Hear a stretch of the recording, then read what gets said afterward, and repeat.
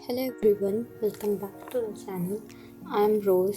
मैंने इस साल 12th पास की है और अब नीट की प्रिपरेशन के लिए ड्रॉप ले रही हूँ। ये डिसीजन मैंने पहले ही ले लिया था, इसलिए पढ़ाई मैंने 6 अप्रैल से ही शुरू कर दी। कंसिस्टेंट तो नहीं थी, लेकिन शुरुआत हो गई थी और ये भी एक इम्पॉर्टेंट स्टेप है। मैंने कुछ व्लॉग्स पहले ही अपलोड किए हैं बिना वॉइस के, लेकिन ये मेरा पहला वॉइस ओवर है, so let's see how it goes.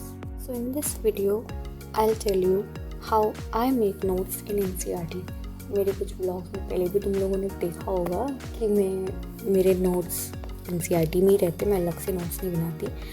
मेरा रेफरेंस लेक्चर रहता है, PDF रहता है और मेडिजी मैंने ले रखी है। तो बॉटनी के लिए मैं मेडिजी प्रेफर करती हूँ। लेक्चर के टाइम बॉटनी की मेडिजी खोल के बैठ जाती हूँ, कुछ एक्स्ट्रा लगता है मैं ऐड कर लेती हूँ। NCERT भी साथ में रहती ही है। फिर बाद में NCERT रीडिंग के टाइम पे मैं सब कुछ जो है अपना NCERT में ऐड कर लेती हूँ।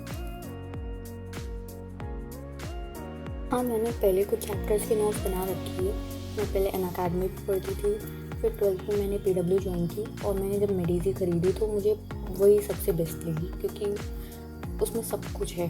तो मुझे यही लगता था कि मैं मेडिजी में ही ऐड करूँगी। फिर मैंने ये चीज़ यूट्यूब पे कहीं पे किसी की देखी थी कि उसने NCERT में ही सब कुछ ऐड किया। मुझे वो चीज़ भी बहुत बेटर लगी। मैंने कई लोगों से सुना भी था कि NCERT मतलब नोट्स ना बना, NCERT पढ़ो। मैंने कहा नोट्स ही NCERT में ऐड कर लूँ, जो मुझे एक्स्ट्रा पॉइंट लगे, और एक्स्ट्रा ना भी रहे तो NCERT को समझने का तरीका मैं उसमें डाल लूँ कि कभी कभी रिवीजन के टाइम पे मैं पहले जो मैंने लिखा है मैं उसे पढ़ के NCERT पढ़ूँगी, मुझे ज़्यादा ईजी पड़ेगा। सो इसके लिए मैंने कुछ पेपर्स कट करके रखे हैं A4 शीट्स के। मेरे पास घर में प्रिंटर है, वो लगता तो उसी से काम नहीं करता, बट स्टिल मेरे यहाँ पेपर आते रहते हैं। तो मैंने इसी को 3-4 हिस्सों में अलग अलग शेप्स में काट के रखा, अलग अलग साइज़ में। और ये सारे पेपर्स मैंने बुक मार्क्स बनाने के लिए काटे थे और अलग अलग जो भी मुझे कुछ करना था, क्राफ्टिंग वगैरह, क्योंकि मुझे बड़ा शौक था क्राफ्टिंग का। वो अलग बात है, नीट की प्रिपरेशन में सब छूट गया। मेरे पास कुछ कलर पेपर्स भी थे जो मैंने अलग अलग साइज़ में काट के रखे। स्टिकी नोट्स टाइप का मैंने बनाने की कोशिश की थी, तो वही मैं यहाँ पे यूज़ करती हूँ।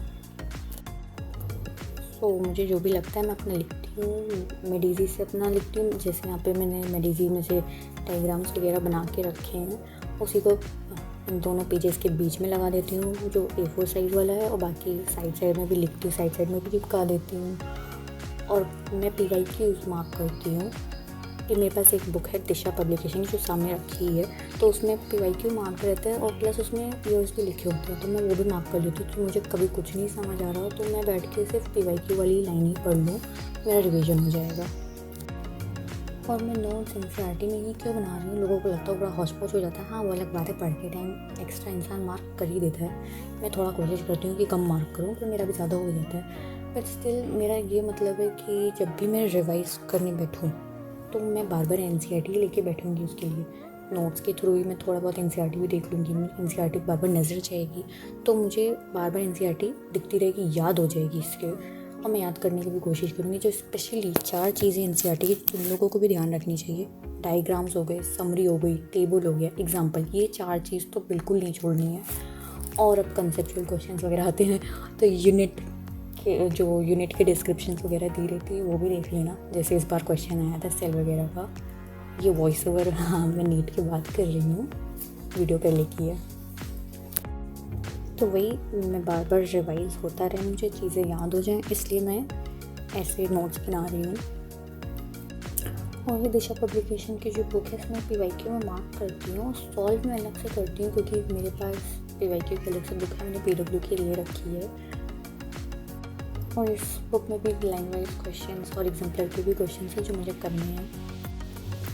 ये यूनिट्स ऑफ मेजरमेंट का चैप्टर मैंने स्टार्ट किया है। मेरे वेक्टर्स के नोट्स नहीं हुए थे, तो इसलिए मैंने ये PJ से स्टार्ट किया है कि एक साथ दोनों चल पाए मेरा। ये नहीं कि कई बार मैं नोट्स के बैकलॉग से इकट्ठा कर लेती थी, तो ये ना होने पाए इस बार, तो मैंने उसको PJ से ही स्टार्ट कर दिया था।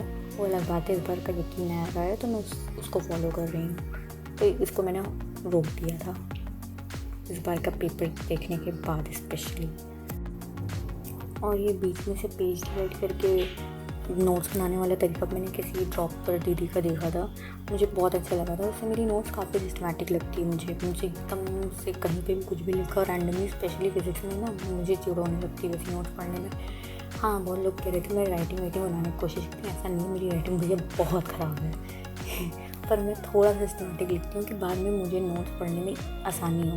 नहीं तो मैं फिज़िक्स के नोट्स बनाने में मुझे बहुत प्रॉब्लम होती है, मुझे खुद ही नहीं मन करता उसे पढ़ने का। So that's it for today's video. मैं अपनी आगे की जर्नी भी शेयर करती रहूँगी। So please like, share and subscribe.